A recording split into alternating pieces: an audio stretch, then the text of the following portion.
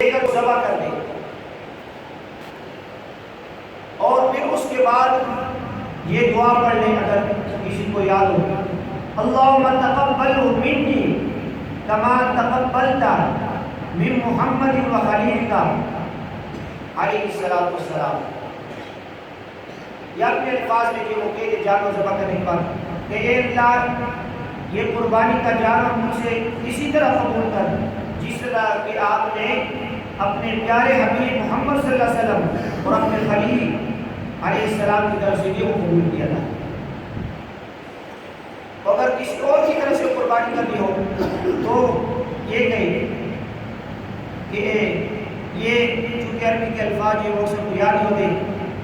کہ اللہ یہ فلاں کی طرف سے جو میں قربانی کر رہا ہوں،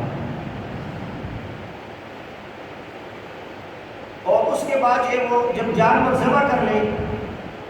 تو ذبح کرنے میں جو ہے وہ 4 رگوں کا کٹنا یہ ضروری ہے، اگر ان میں سے اکثر رگیں کٹ جائے تو یہ بھی صحیح ہے۔ یہ نرخے کا جو نالی ہے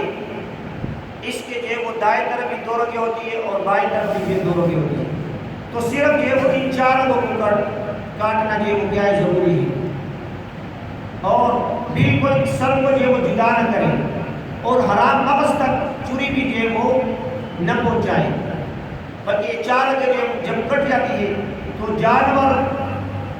کی جان جو ہے وہ آسانی سے نکلتی ہے، بخلاف اس کے اس کی گردن کو مروڑنا اور چوری جو ہے بالکل حرام مغز تک پہنچانے یہ صحیح نہیں، مکروہ ہے۔ صرف اور ذبح کی جگہ کہاں سے، حلق سے لے کر توڑی کے نیچے سے لے کر حلق تک، جامع صغیر میں لکھے کہ تمام جو وہ حلق یہ ذبح کی جگہ ہے، درمیان میں سے کسی نے ذبح کر لی، اوپر سے ذبح کر لی اور نیچے سے ذبح کر لی تو ذبح ہو جائے گی۔ تو یہ 4 رگیں یہ وہ کاٹنا یہ ضروری ہے، اگر ان میں سے 3 بھی کٹ گئی تو بھی قربانی ہو جائے گی، لیکن اگر 2 کٹ گئی اور 2 رہ گئی تو جو وہ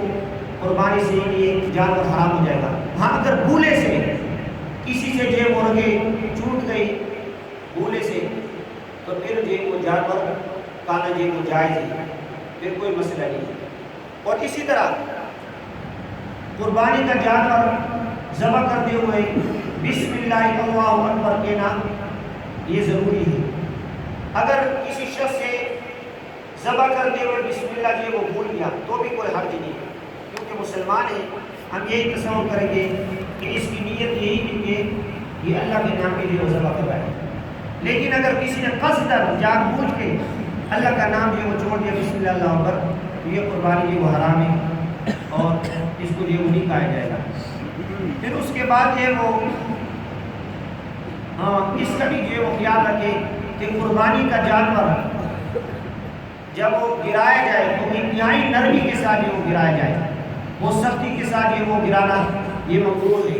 کیونکہ اس میں جانور کو عذاب دینا ہے اور شریعت اسلام نے ہمیں اس سے روکا ہے، اور پھر جو وہ اس کو سختی سے گھسیٹنا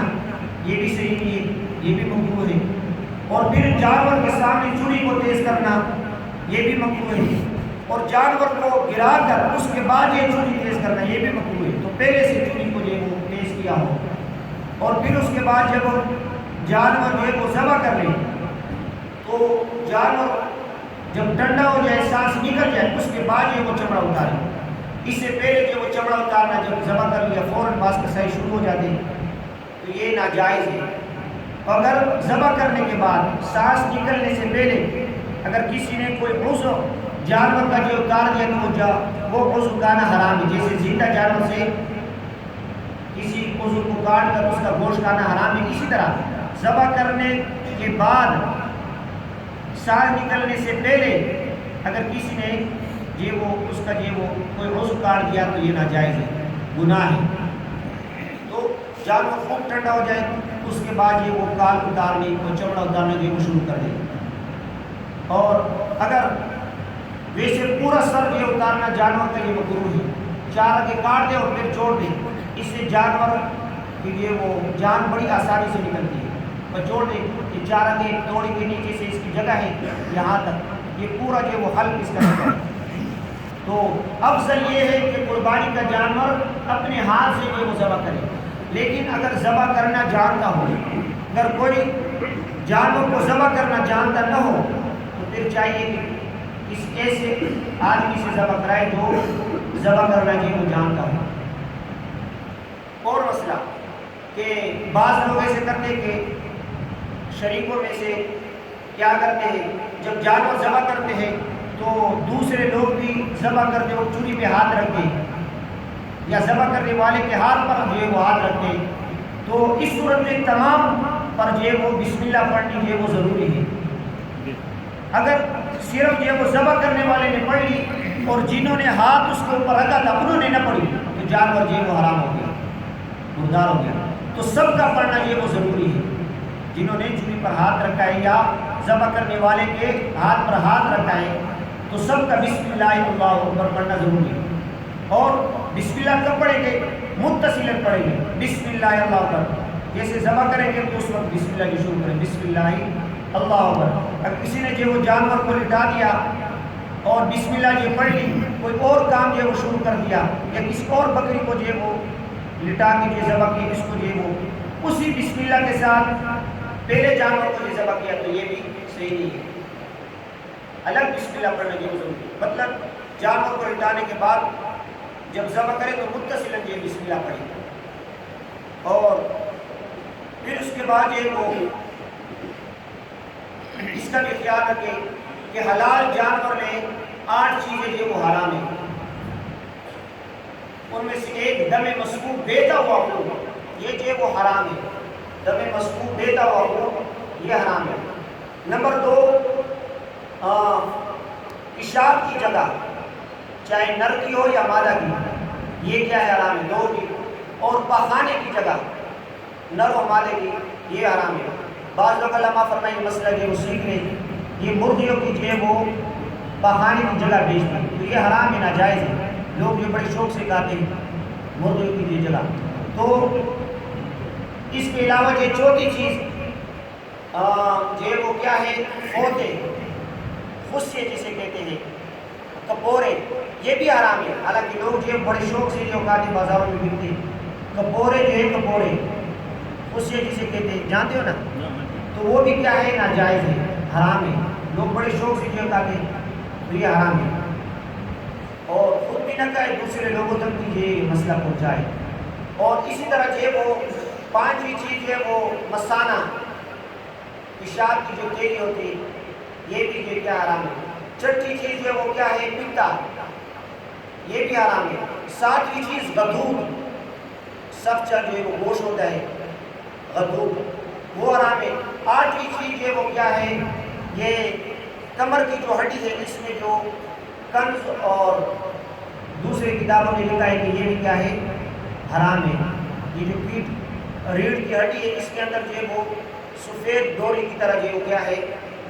مقصہ ہوتا ہے وہ کیا حرام ہے۔ تو یہ 8 چیزیں کیا ہے حلال جانوروں میں جو وہ حرام ہے۔ باقی ساری چیزیں جو وہ پائے ہو گئے، پورے ہو گئی، اوجری ہو گئی، یہ سب جو حرام ہے، حلال ہے۔ سر ہو گیا، یہ سب چیزیں جو کھانا، تو یہ 8 چیزیں جو حرام، اس کے علاوہ ساری چیزیں کیا ہے، جائز ہے، کھا سکتے ہیں۔ پھر اس کے بعد جب جانور ذبح کر لے تو اب گوشت کو جو ہے وہ افضل و مستحب یہ ہے کہ 3 حصوں میں تقسیم کر لیا جائے۔ ایک حصہ خود اپنے آل و عیال کو کھلائے، ایک حصہ غرباء اور مساکین کو جو کھلائے، اور ایک حصہ اپنے رشتہ داروں میں جو بانٹنا یہ ہے۔ لیکن اگر کسی کے آل و عیال زیادہ ہو اور گھرانہ بہت ہو تو اپنے لیے بھی جو وہ رکھ سکتے ہیں، لیکن چونکہ قربانی کا موقع ہوتا ہے تو یہ بڑی بے مروتی ہے کہ خود جو وہ کائے اور غرباء اور مساکین اور فقراء اس موقع پہ ہمارے جو وہ گوشت سے محروم ہے، تو فقراء مساکین کو دوبارہ 3 حصوں میں یہ تقسیم کرنا گوشت کے لیے افضل ہے۔ اور پھر اسی طرح جو وہ اگر بڑا جانور ہے اس میں جو شریک ہے تو گوشت کو اندازے سے تقسیم نہ کرے بلکہ وزن کے ساتھ، تول کے ساتھ یہ تقسیم کرے۔ اگر اندازے سے یہ تقسیم کیا تو اس میں سود آتا ہے، تو اس لیے ترازو کے ساتھ شرکاء میں سے تو کیا کرے، بالکل تول اور نام کے ساتھ یہ اس کو کیا کرے، اس کو تولے اور پھر یہ وہ تقسیم کرے، اندازے سے تقسیم نہ کرے اس میں سودت ہے، سود لینا بھی اور دینا بھی یہ کیا ہے؟ حرام ہے، آپ کو پتہ ہے۔ اور اسی طرح اگر شریک کے کئی جانور ذبح ہو گیا، ابھی حصے نہیں بنے، اس سے پہلے سارے رضامند ہیں، کوئی شخص آگے گوشت مانگ رہے تو تقسیم کرنے سے پہلے اس شخص کو اگر سارے راضی مند ہیں گوشت دے سکتے ہیں۔ تقسیم نہیں ہوا ہے، کوئی آ گیا مانگنے والا، تو اگر سب راضی ہے شریک تو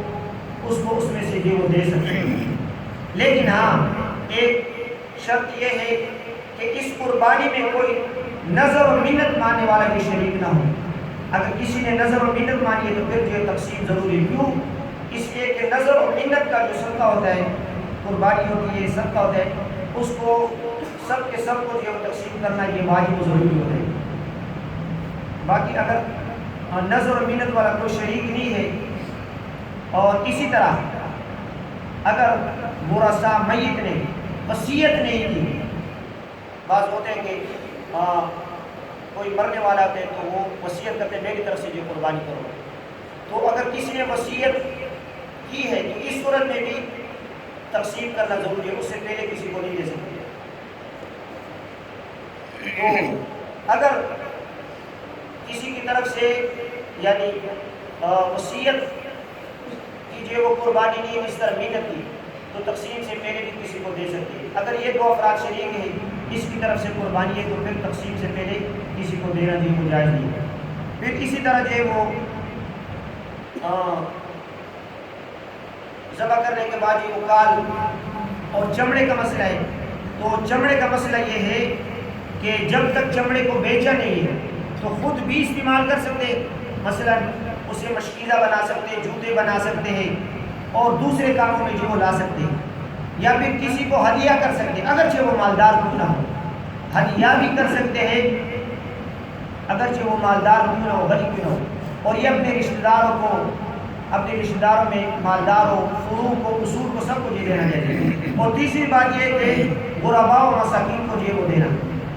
تو چمڑے کے بارے میں، کال کے بارے میں یہ نہیں مسئلہ، خود بھی استعمال کر سکتے اور غرباء مساکین کو جو دیا جائے یا کسی اپنے رشتہ داروں کو جو وہ دے دیا جائے،